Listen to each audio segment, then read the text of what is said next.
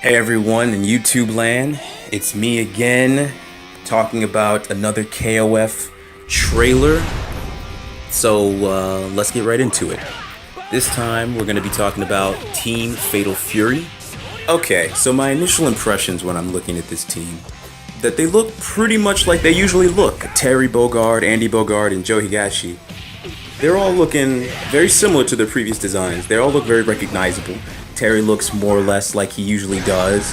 Andy, I can tell, who he is, and I think his design probably changed the most, arguably. And Joe pretty much just looks like Joe. So overall, their character designs do look pretty similar to previous games. I think the music and the stage, they all work well. Seeing the open road and the kind of music that's playing in the background, it lends itself well to the scene that they're trying to create here with this stage. I think this stage suits the characters pretty well, especially Terry, as I think he's into like country rock. I think that's part of his bio. And as you can see in this stage, you got nothing but pretty much the open road, trucks, truck drivers, cowboys, cowgirls. Wait a minute.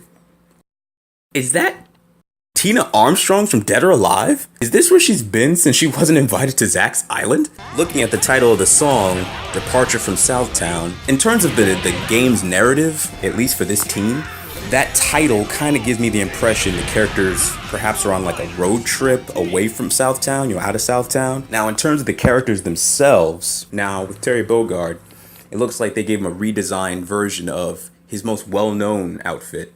It looks like his outfit's composed of long sleeve jacket. I think like he had back in Fatal Fury, he had like a long sleeve jacket, but he just rolls them up. And he's got a little bit more detail on the jacket and on his hat. I've always been conflicted with Andy. I mean, I don't like his new design. I'm not crazy about his new character design. Now, looking at his design, keeping to the trend of the game, where they're combining a lot of the old character designs with the new character designs, that's seen very clearly in Andy's design. As you can see, he has the flame motif from his older designs, his original designs, and he has dark blue from his 2001 character design. Andy's original design with the red patterns and or flames always looked awkward to me. Different variations have been tried and they all looked off. I mean, he's a ninja. Why isn't he given more ninja-like designs? I mean, personally, I thought they found a good look for Andy with his 2001 design. I mean, though simple, I thought it looked cool and unique to him, The white gi seemed to represent the martial artist aspect of his character, and the dark athletic shirt underneath seemed to represent the ninja aspect of his character. I thought that worked really well, and I thought he looked pretty cool. For a fighting game character, something simple, easily recognizable, but still had a cool look to it, and I felt represented the character very well.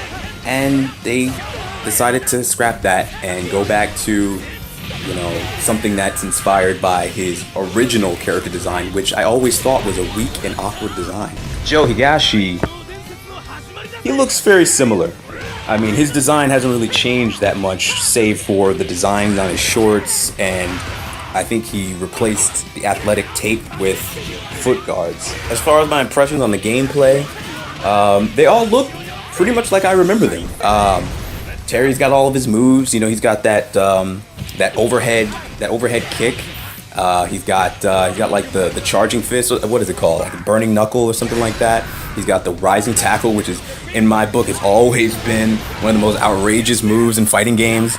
I mean, it's like he's doing a Zangief spinning lariat, but upside down, and somehow that propels him directly upwards. It's so outrageous.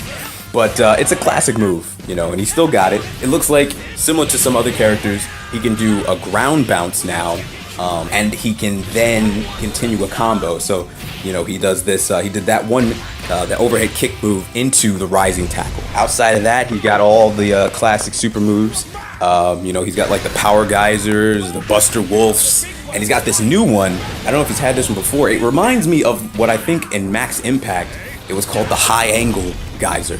With Andy, his moveset pretty much looks very familiar, but I'm wondering if he could still do those roll canceling out of his lunge kick for combos.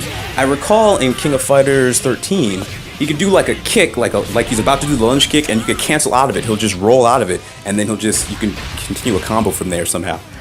Now with Joe, his moves look pretty familiar. I never really used Joe, but he looks like a very aggressive character. I mean, he always seemed like he had, really good projectiles and really good rush down. And so it doesn't look like that's changed here. He still seems like a very effective character. So for my final thoughts, I think this team, they look good. I mean, I'm happy with the way they turned out for the most part.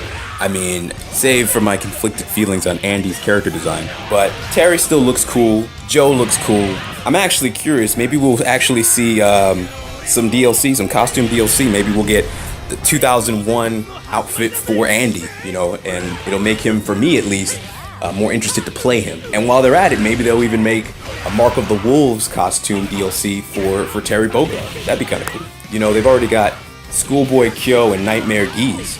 So why not something for Terry and Andy? While they're at it, maybe SNK will add Tina Armstrong as DLC. I mean, I don't know. We've already seen Mai Shiranui announced for DOA. I'm just saying. Anywho, those are my thoughts for the Team Fatal Fury trailer. For anyone watching this video, what are your impressions? Let me know in the comment section. I'll see you guys in the next video.